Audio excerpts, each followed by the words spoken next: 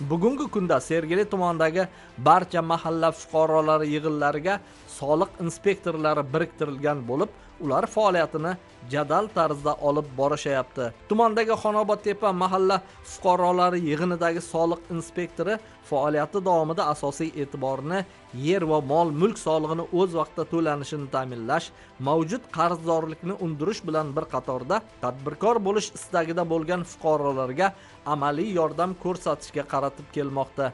O'tgan davr davomida belgilangan tushum rejalarini oshig'i bilan bajardi.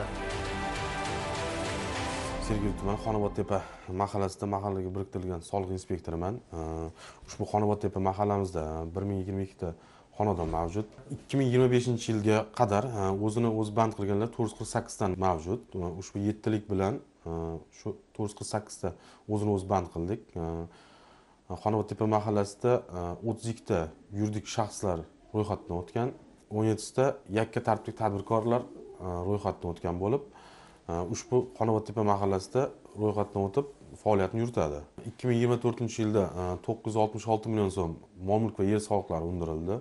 Shundan 10% 96 million 600 mahalla byudjetiga qoldi, Xonobod tepa mahalla byudjetiga qoldi.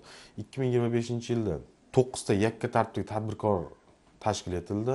Yuridik shaxslardan 4 nafari yangi ro'yxatdan o'tdi. Ushbu Xonobod tepa mahallasida tomorqasini samarali foydalanish uchun 4 nafar issiqxona ochish uchun, yuritish uchun mana shu mahalla yettiligiga yordam ko'rsatilib, kreditlar ajratilib, issiqxona barpo etildi. Ushbu issiqxonalarimizda mahalladagi kam ta'minlangan oilalar a'zosi ushbu issiqxonalarda ish olib borilmoqda.